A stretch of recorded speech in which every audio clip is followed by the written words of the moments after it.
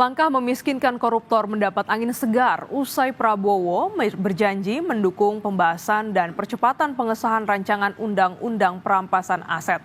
Namun tantangannya adalah meyakinkan mitra politik di parlemen untuk menindaklanjuti permintaan presiden. Presiden Prabowo Subianto berjanji mendukung proses pembahasan dan percepatan pengesahan rancangan undang-undang perampasan aset.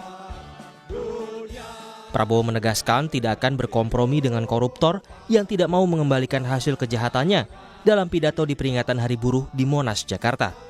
Saudara, dalam rangka juga pemberantasan korupsi, saya mendukung undang-undang perampasan aset, saya mendukung. Enak aja, udah nyolong, nggak mau kembalikan aset, gue tarik aja deh itu. Setuju? Janji Prabowo terucap saat merespons 6 tuntutan buruh yang disampaikan dalam peringatan Hari Buruh Internasional. Buruh juga menuntut pengesahan RUU perampasan aset sebagai bentuk dukungan terhadap pemberantasan korupsi.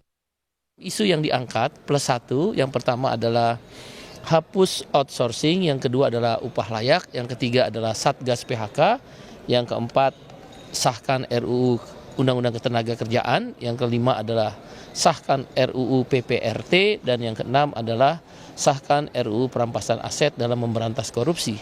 Dan satu lagi adalah ratifikasi konvensi ILO nomor 188 tentang perlindungan buruh perikanan.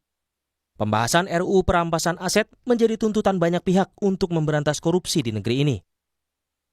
RUU perampasan aset kali pertama diinisiasi Pusat Pelaporan dan Analisis Transaksi Keuangan sejak 2003.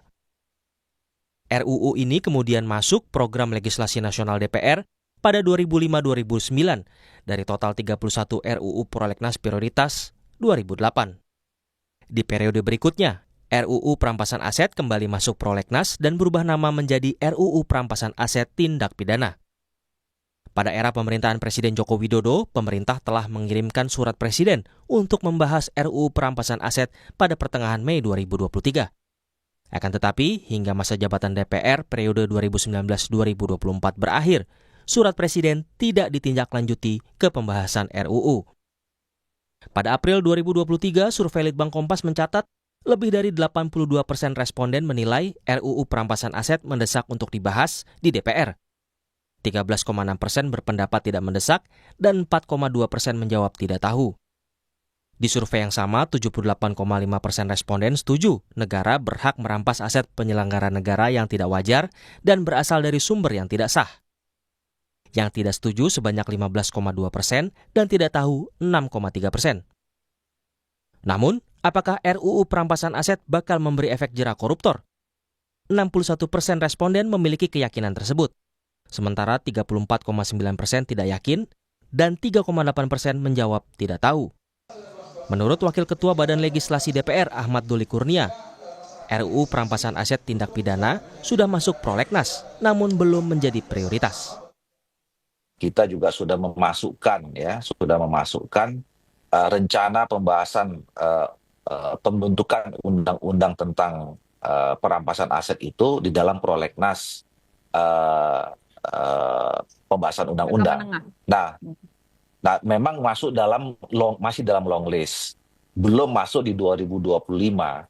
Nah, kenapa? Karena waktu itu kita sama pemerintah sepakat untuk kemudian menyesuaikan ya tentang ini kan berawal dari konvensi di PBB ya, United Nations Convention Against Corruption gitu loh. Nah, dan ini juga harus kita sesuaikan dengan mazhab, sistem, dan konsep hukum kita.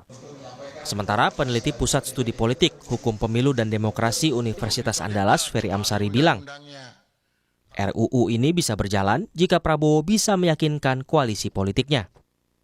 Tapi apakah mungkin ini mampu dilaksanakan jika melihat tabiat koruptor yang cukup luar biasa di berbagai ruang selalu ada mereka, termasuk pembentuk undang-undang gitu ya. Nah, ini kerepotannya di sana, apakah mampu Presiden meyakini teman-teman politiknya di parlemen untuk kemudian ikut menyetujui bersama Undang-Undang Perampasan Aset. RUU Perampasan Aset tindak pidana dinilai dibutuhkan karena selama ini upaya pemberantasan korupsi tidak disertai dengan langkah pemiskinan koruptor sehingga banyak aset atau kekayaan negara yang tetap menjadi milik koruptor meski mereka dihukum pidana. Tim Liputan Kompas TV.